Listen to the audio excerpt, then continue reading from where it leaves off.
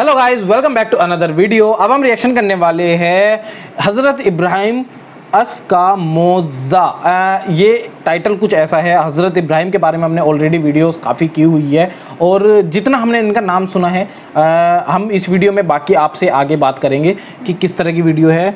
नमरूद मेहरबान अली की वीडियो है, जैसे कि हमने इनकी वीडियो पे पहले भी किया है। अच्छी वीडियो बनाते हैं, प्रॉफिट इब्राहिम के बारे में है। लेकिन हमें ये जो वर्ड है हज़रत इब्राहिम एस का मौज़ा का मीनिंग नहीं पता है। अगर आपको पता है तो डेफिनेटली आप कमेंट में कर देख सकते हो। बट हाँ, वीडियो के अंदर हमें पता चल जाएगा डेफिनेटली कि मौज़ा किस लिए इस शब्द को यूज़ किया गया है और क्या इसके मायने हैं, क्या मीनिंग है।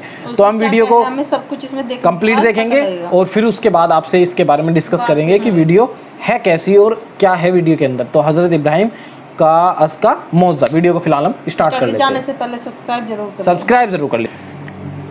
इस जमीन पे हजारों साल पहले मशरिक व मगरिब पे हुकूमत करने वाला एक बदतरीन बादशाह जो अपने आप को खुदा कहलाता था, इसका नाम नमरूद बिन किनान बिन साम बिन नूह था। इसका पाया तख्त बाबुल था। ये पहला वो बादशाह था जिसने सबसे पहले ताज अपने सर पे पहना ताकि लोगों को मालूम हो कि उनका खुदा नमरूद है।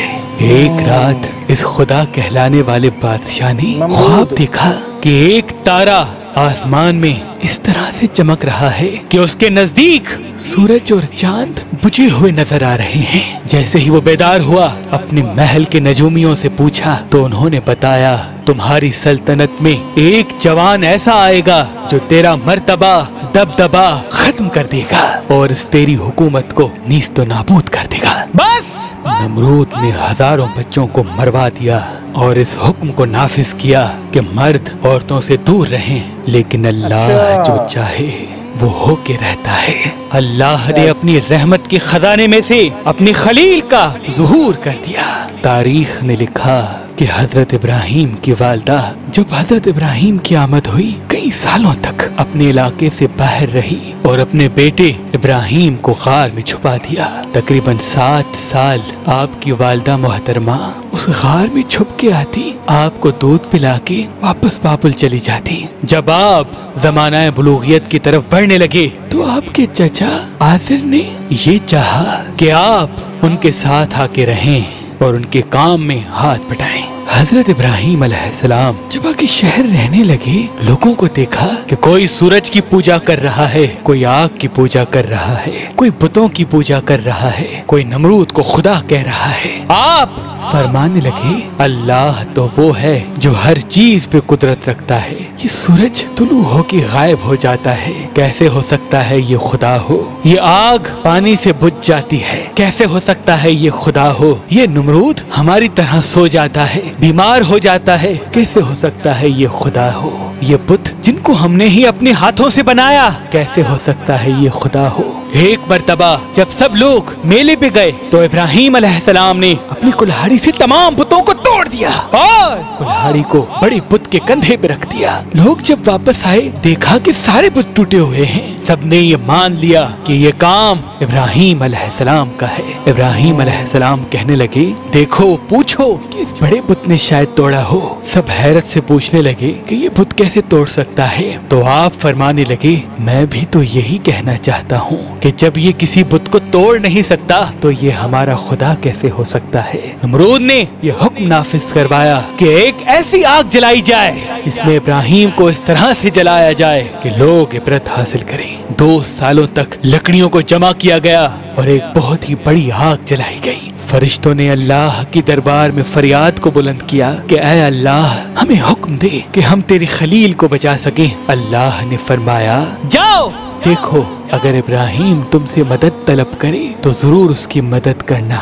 हर एक फरिश्ता इब्राहिम के पास आके कहने लगा, ऐ अल्लाह के नबी, ऐ अल्लाह के खलील, हुक्म फरमाए, हम आपकी मदद करें। इब्राहिम ने फरमाया, मेरा दोस्त मेरी मदद करेगा, मेरा अल्लाह खुद मेरी हिफाजत करेगा। बस जैसे ही नमरूद ने मंजनी में डाल के अल्लाह के नबी को आग में डाला तो वो आग गुलजार बन गई। अल्लाह के नबी मुतमईन होके पुरसुकून होके अल्लाह का शुक्र कर रहे हैं और फौजे नमरूद हैरत ज़दा होके नमरूद से पूछ रही है कि हमारे खुदाओं से तो ज्यादा इब्राहिम का खुदा ताकतवर है, उसने हमारी आग को गुलजार बना दिया। नमरूद ने कहा अच्छा। इब्राहिम अलैहिस्सलाम को बुला के नमरूद कहने लगा कि जाओ अपने खुदा को कह दो कि कल वो अपनी फौज तैयार करे और मैं भी अपनी फौज तैयार करता हूँ, कल मुकाबला रूबरू होगा। नमरूद ने जो मशरिक़ व मगरिब पे हुकूमत करता था, उस वक्त जमीन का सबसे बड़ा बादशाह था, अपनी फौज को तैयार किया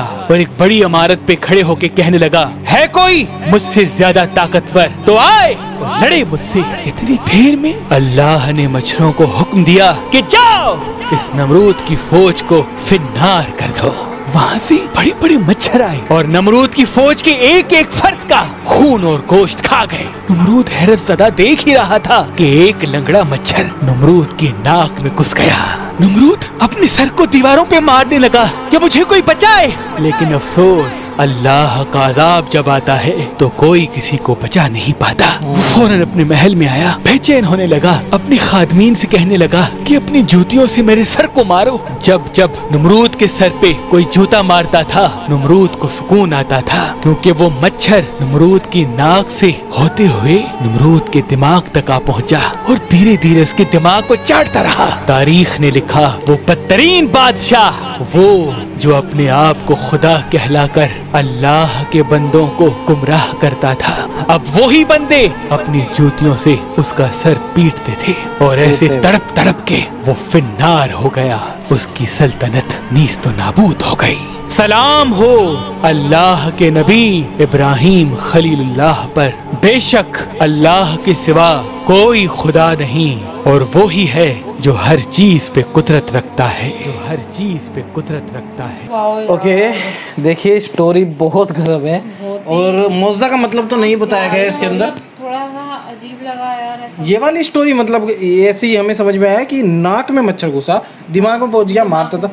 बट डेफिनेटली यार कोई अगर ऊपर वाले से भिड़ेगा तो उसके साथ तो यही होगा।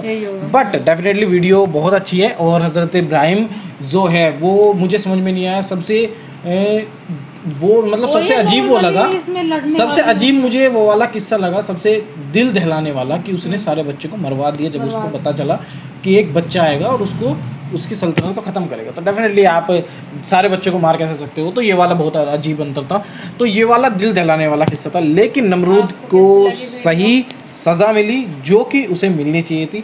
डेफिनेटली हर बुराई का अंत तो होता ही है, तो इससे हमें ये सीखने को मिलता है। बहुत ही अच्छी प्यारी वीडियो थी। आप लोग बताइए आपको कैसी लगी, कमेंट करिए, लाइक कीजिए वीडियो को अगर आपको और जाने से पहले प्लीज सब्सक्राइब जरूर करें। और फिलहाल मिलते हैं हम आपसे इसी तरह की नेक्स्ट वीडियो में, तब तक के लिए tata bye bye, take care friend, thank you for watching this video.